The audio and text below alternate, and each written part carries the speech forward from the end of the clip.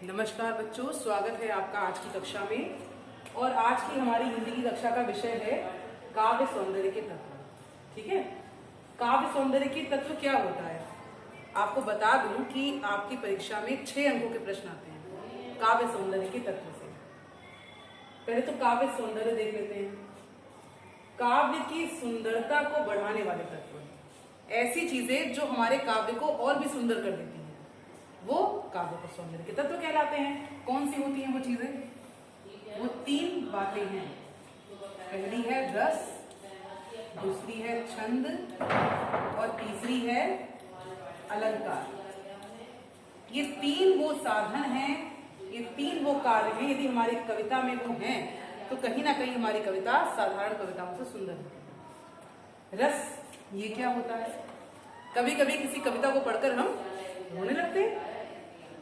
जैसे एक आपके में उदाहरण है कि मणि खोए भुजंग सी जननी, परसा पटक रही थी शीश, अंधी याद बनाकर मुझको किया न्याय तुम्हारे देश। कि बेटा मर गया है और श्रवण कुमार की यहाँ पर घटना का वर्णन किया गया है कि श्रवण कुमार दशरथ के बाण से मारे जा चुके हैं और उनकी माँ को जब ये पता चला कि उनका पुत्र अब नहीं रहा तो वो अपना जैसे सांप फन पटक पटक के अपने आप को मार डालता है, वैसे ही वो अपना सर पटक रही हैं और कह रही है कि हे भगवान, अच्छा ही हुआ कि तुमने आज मुझे अंधा बना दिया, कि मेरे सामने मेरे पुत्र का देहांत हो गया। तो कहीं ना कहीं ऐसी कविता को सुनकर हम भी परेशान हो जाते हैं, हम भी रोने लगते हैं। या फिर अगर एक और कविता देखो कि एक कबूतर देख हाथ में पूछा अपर कहाँ है, उसने कहा अपर कैसा, वह तो उड़ गया सपर है। उत्तेजित को पूछा उसने, उड़ा अरे वह कैसे, फट से उड़ा दूसरा, बोली उड़ा दूसरा। अब क्या है इसमें घटनाक्रम समझिएगा कि नूरजहां को सलीम जो है वो दे रहे हैं 2 कबूतर, कहते हैं जरा पकड़ो अभी मुझे जाना है किसी काम से। लौट के आते हैं तो एक ही कबूतर है हाथ में। तभी वो कहते हैं कि एक कबूतर देख हाथ में पूछा अपर कहाँ है, दूसरा वाला कहाँ गया? तो उसने कहा अपर कैसा, वो तो उड़ गया सपर है। अपर माने होता है बिना पर का। कहा अपर कैसा, वो तो सपर अपने पर के साथ उड़ गया। तो वो गुस्सा हो गए। उत्तेजित हो पूछा उसने, उड़ा अरे वह कैसे, तो उसने दूसरे हाथ में जो कबूतर था फट से उड़ा दूसरा, बोली उड़ा दूसरा। तो ये कविता कैसी है? इसको पढ़कर हमें हंसी आई। तो रस में यही क्षमता होती है कि वो या तो हमें रुला सकता है या हमें हंसा सकता है, चाहे तो हमें भक्ति की भावना से भर सकता है। जब हम भजन पढ़ते हैं, भजन सुनते हैं या पढ़ते हैं तो हम भक्ति के सागर में सराबोर हो जाते हैं।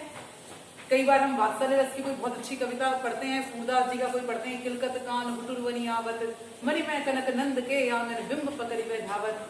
तो इस प्रकार की कविताएं पढ़कर हमारे अंदर बड़ा बच्चे को खिलाने का मन कराता है, हम वात्सल्य से भर जाते हैं। तो ये सारा कुछ निर्भर करता है रस के ऊपर।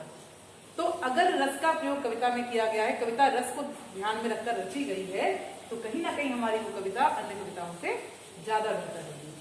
ठीक है, तो एक तो रस हो गया जो कि हमारे काव्य की सुंदरता को बढ़ाता है। दूसरी चीज हो गई छंद। छंद भी हमारे काव्य की सुंदरता को बढ़ाता है। कोई कविता, जैसे मैंने 2 कविताएं पढ़ी थी, मणि खोए भुजंग सी जननी, फणसा पटक रही थी शीश, इसकी लय अलग थी। और मैंने इसको कैसे पढ़ा दूसरी कविता को, एक कबूतर देख हाथ में पूछा अपर कहाँ है, अब इसकी लय अलग हो गई ना। तो छंद का मतलब होता है लय। किसी भी कविता को हम किस प्रकार से पढ़ रहे हैं। अगर आप श्री रामचरितमानस को उठाइए, अवधी भाषा में है, चौपाइयां लिखी हुई है। चौपाइयां कैसे पढ़ते हैं हम लोग? है मंगल भवन अमंगल हारी, द्रवहु सु दशरथ अजिर बिहारी, है ना, इस तरीके से। वहीं अगर दोहा आ जाए, बंदव गुरुपद पदम, कोई भी गुरु गोविंद दो खड़े, काके लागू पाए, बलिहारी गुरु आपने गोविंदियो बताए। दोहे का तुरंत लय अलग हो जाता है। तो लय निर्धारित करती है हमारी कविता के सौंदर्य को। कभी कभी कोई कविता आपने आजकल के कवियों में देखे अगर, तो कुमार विश्वास की कविताएं सुनी है। कोई दीवाना कहता है, कोई पागल समझता है, सुना है ना, पसंद है। क्यों?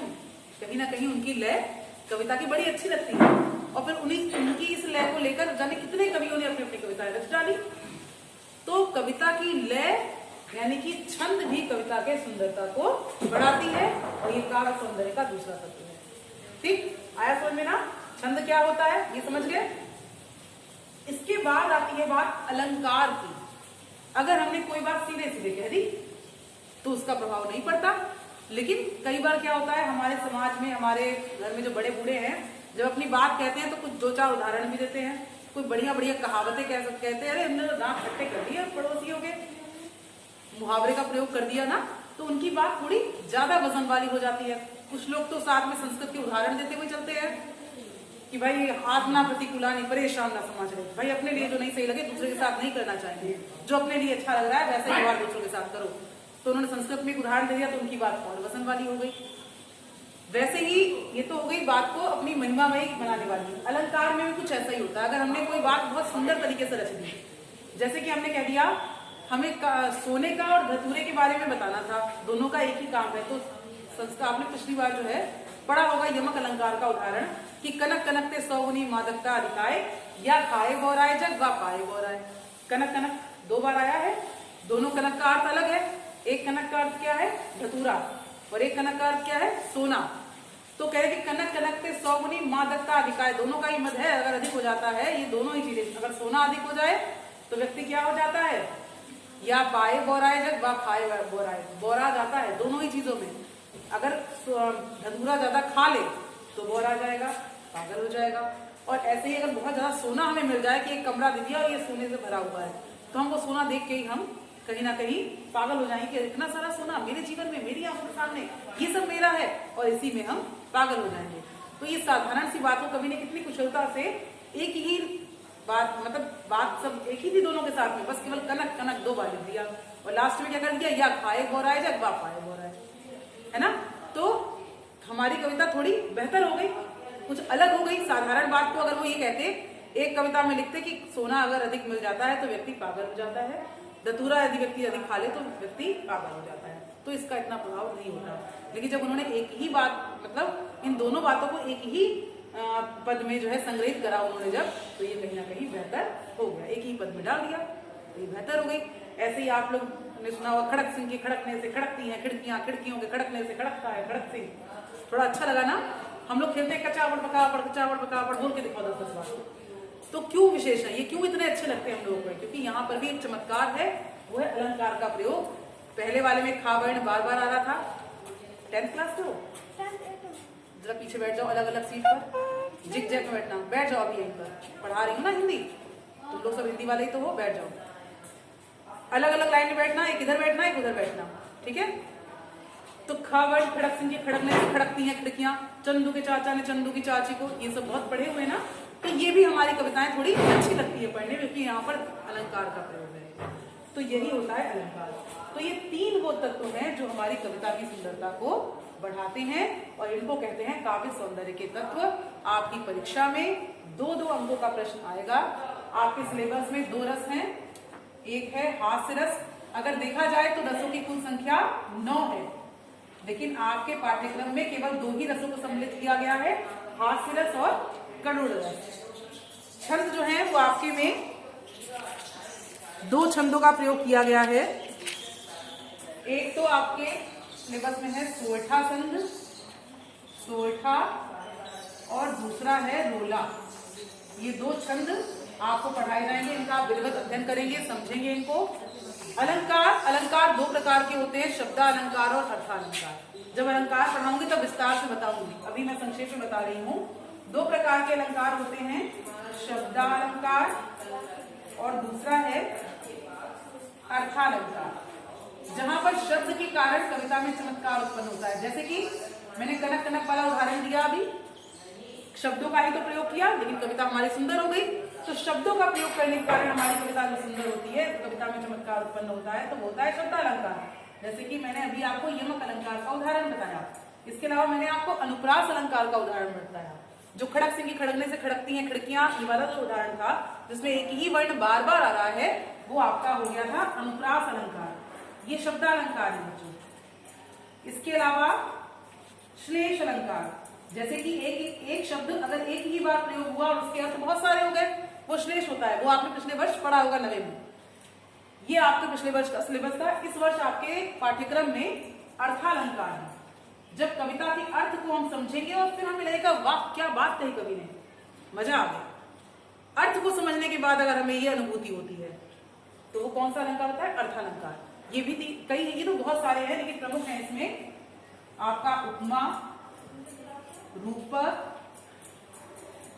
और उत्प्रेक्षा। अतिशयोक्ति भी इसी के अंतर्गत आता है, अतिशयोक्ति अलंकार। लेकिन आपके सिलेबस में ये केवल 3 ही अलंकार है, ठीक है, उपमा, रूपक और उत्प्रेक्षा। ठीक है, तो अब कल की कक्षा में हम एक एक चीज उठाएंगे। पहले रस उठाएंगे, रस का विधिवत अध्ययन कर डालेंगे। फिर हम लोग छंद एक दिन पढ़ेंगे, छंद जो भी 2 हैं आपके, इन दोनों छंदों को पढ़ेंगे। फिर उससे अगली कक्षा में हम अलंकार लेंगे और हमारे पाठ्यक्रम के अंतर्गत जो अर्थालंकार हैं उनके भी जो 3 भेद हैं, उपमा, रूपक और उत्प्रेक्षा, इनका अध्ययन करेंगे। तो 3 दिन का हमारा ये कार्य होगा। तो 6 अंकों का ये आपका परीक्षा का कार्य है। केवल आपको 2-2 तैयार करने हैं और इसके अलावा ये मत समझिए कि आपके 6 नंबर परीक्षाएं पक्के। प्रश्न कैसे आता है ये भी मैं बता दूं। आपसे या तो पूछेंगे कि बताइए करुण रस की परिभाषा और साथ में उसका एक उदाहरण भी दीजिए, या तो ये प्रश्न कहेंगे, या कह देंगे कि एक पंक्ति लिख दी, जैसे उन्होंने मैंने मणि खोई भुजंग सी कहा था, मान लीजिए वही लिख दिया उन्होंने, और कहेंगे इस पद में पहचानिए कि कौन सा रस है और साथ में उस रस की परिभाषा भी दीजिए, लक्षण बताइए। ऐसे ही छंद में कर सकते हैं कि रोला छंद की उदाहरण सहित परिभाषा दीजिए, या कह सकते हैं कि उपर्युक्त छंद में जो पद दे रखा है उसमें कौन सा छंद है उसको पहचानिए और उसकी परिभाषा बताइए। समझ में आया? 2 तरीके, या तो सीधे सीधे परिभाषा और उदाहरण पूछ लेंगे, या दूसरी बात क्या करेंगे, कोई उदाहरण दे दिया, बताएंगे मुझे इसमें कौन सा रस है, कौन सा छंद है या कौन सा अलंकार है, ये पूछ लेंगे और कहेंगे इसका लक्षण और उदाहरण दीजिए। उसका उदाहरण तो वो होगा ही, लक्षण दीजिए या परिभाषा।